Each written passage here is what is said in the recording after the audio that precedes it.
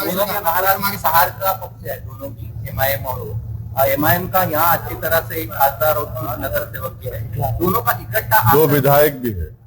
दो इकट्ठा आकर कुछ सोच है आपकी कि महाराष्ट्र में राजनीति का दोनों इकट्ठा एक साथ आकर? नहीं, अभी तक तो ऐसा कोई बात नहीं हुई। सर, अमेरिका दौरे पर आपका क्या?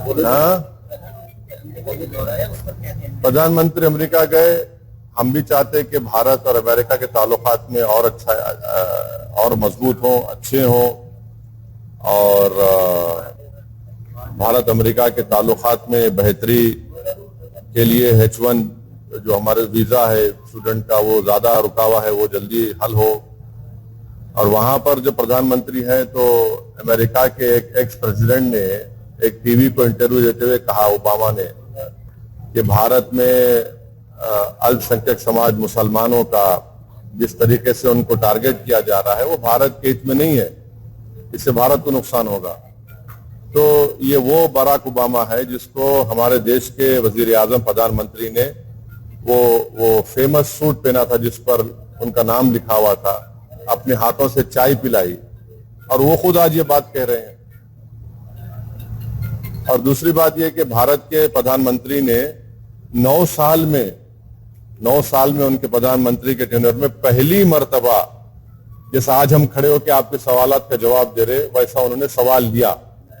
वरना उन्होंने अक्सर क्या करते, अपने पसंद के एंकर्स को बुला के इंटरव्यू दे देते। तो कोई उनसे पूछता आपको आम खाए पसंद है क्या, कोई बोलता उनसे आपके ने बटवा है क्या। तो उस सवाल जवाब में प्रधानमंत्री ने कहा कि भारत में डिस्क्रिमिनेशन नहीं किया जाता अल्पसंख्यक समाज मुसलमान से।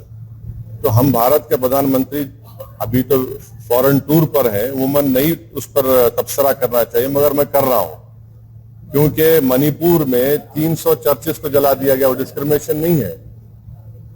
मणिपुर में पुलिस एकेडमी से 50,000 से ज्यादा एमुनेशन गोलियां चोरी हो गई, 4,000 ज्यादा हथियार लूट के लेकर चले गए, वो डिस्क्रिमिनेशन है। क्या डिस्क्रिमिनेशन नहीं है कि CAA का कानून मोदी सरकार ने बनाया सिर्फ रिलीजन की बुनियाद पर, डिस्क्रिमिनेशन की निशानी है। तीसरा डिस्क्रिमिनेशन की निशानी यह है कि आपने मौलाना आजाद फेलोशिप को बंद कर दिया। हमारे अल्पसंख्यक समाज के बच्चे अपना फेलोशिप कर पाएंगे ना PhD कर पाएंगे। आपने प्री मैट्रिक स्कॉलरशिप को रिस्ट्रिक्ट कर दिया, और गौ रक्षक जिसको चाहे पकड़ते हैं, जिसको चाहे मार देते हैं, वो डिस्क्रिमिनेशन नहीं है क्या? ये डिस्क्रिमिनेशन है। यहाँ पर ये सबका साथ, सबका विश्वास, सबका विकास, सबका प्रयास, ये बहुत अच्छा है, डायलॉग अच्छा है, मगर जमीन पर तो कुछ दिखता ही नहीं है ना। और फिर डिस्क्रिमिनेशन की मिसाल सबसे बड़ी है कि बीजेपी के पास 300 MP है, एक मुसलमान MP नहीं है, एक मुस्लिम मिनिस्टर नहीं है। ये डिस्क्रिमिनेशन की मिसालें आपके सामने रख रहा हूं, और हम उम्मीद करते हैं कि प्रधानमंत्री आप लोगों से तो खुल के बात करें ना। ऐसा एक ओपन प्रेस कॉन्फ्रेंस प्रधानमंत्री कर लें दिल्ली में, एक 50-60 जर्नलिस्ट को बुलाकर, तुमको जो पूछना है पूछो प्यारे, दिल खोल के पूछो, मैं आज जवाब दूंगा। विदेश में जाकर देते, यहाँ देने, भारत में देने से उनको इतना क्यों पिछड़ जाते हो? जिस तरह जांच एजेंसियों की कार्रवाई हो रही है उस पर क्या कहना है? हो रही जांच, क्या बोल सकते हैं, सब देख रहे हैं। चलिए बस हो गया, बस हो गया। साहब आप बताइए, ये जैसा अभी इम्तियाज सर ने बोला है, बुलाइए नहीं, अब मेरे बाजू खड़े रहे कि इम्तियाज साहब बोले बात से, फिर अब क्या है उसमें? आपकी राय बताइए सर। नहीं, राय क्या है भाई, मेरे पार्टी के MP है। क्यों बुलाया नहीं है? आपके ऊपर विश्वास नहीं है, ऐसा इनका कहना है। मेरे को नहीं मालूम, आप उनसे पूछो।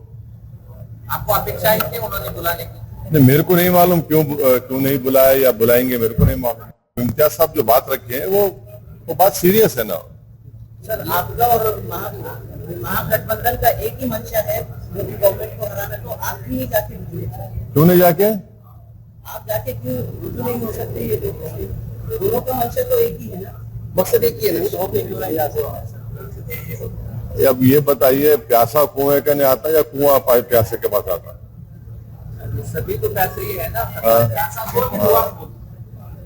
सबसे ज्यादा जब से भाजपा की सरकार बनी है, सबसे ज्यादा अगर किसी को मार्जिनलाइज किया गया, एलिनेट किया गया, सबसे ज्यादा डिस्क्रिमिनेशन किसी से हुआ तो वो दलित, आदिवासी और मुस्लिम समाज को किया गया।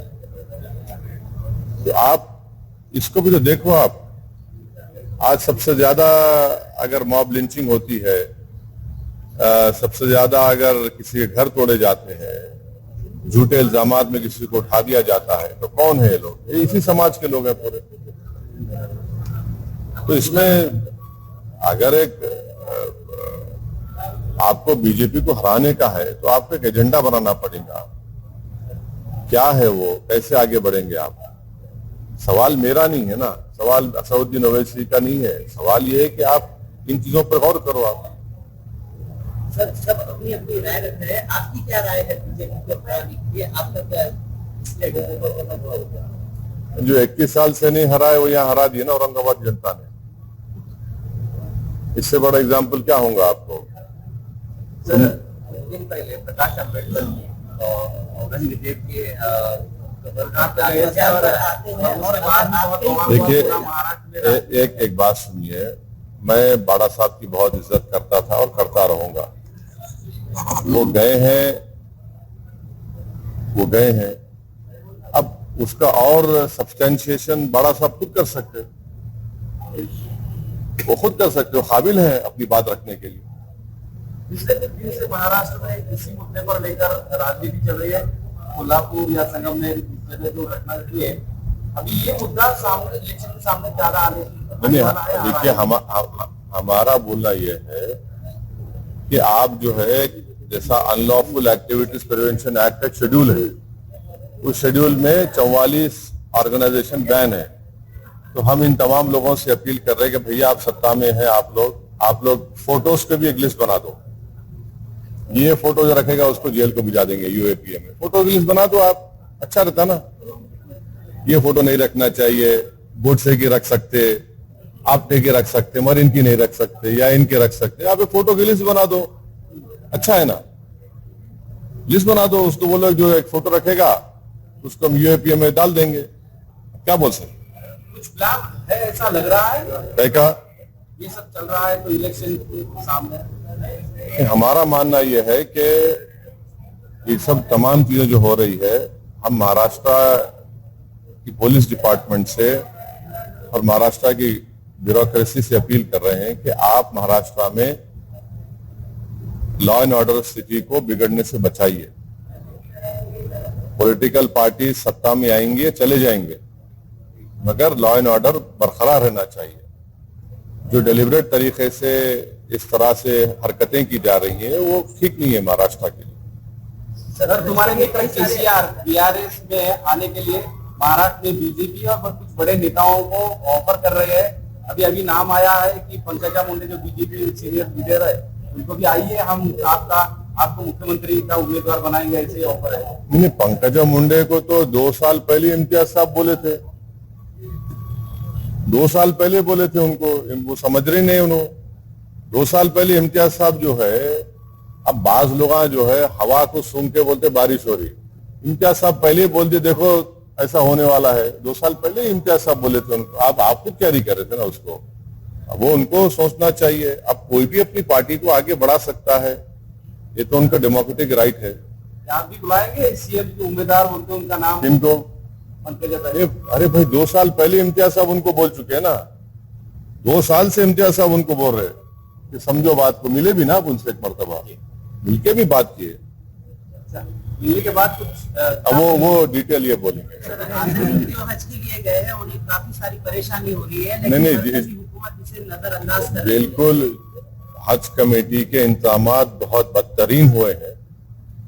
हज कमेटी के इंतजामात सबसे खराब हुए हैं और ऐसा कभी माजी में ऐसा कभी नहीं हुआ है कि हाजी जाकर परेशान है और हाजी की लिफ्ट जिस होटल में या जिस बिल्डिंग में खड़ा गया, लिफ्ट गिर जाती है और दूर दूर खड़ा कर दिया गया।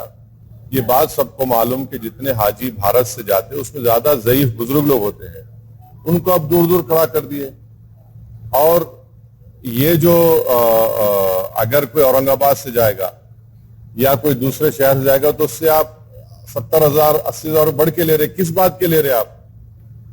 क्यों ले रहे आप? आप तो बड़ा बात करें कि वो हम पैसे कम, कहाँ पैसे कम कर दिया, आप तो ये तो पैसे इजाफा कर दिया उसमें।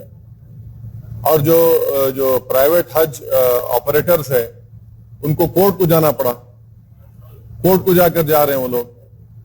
तो इस साल बहुत ही गलत इंतजाम हुआ। हम तो इस मोदी सरकार से अपील करते हैं कि इसका जायजा लें, ये क्यों हुआ, ये हज का इंतजाम इतना खराब क्यों हुआ, मतलब प्रोब होनी चाहिए इसके ऊपर।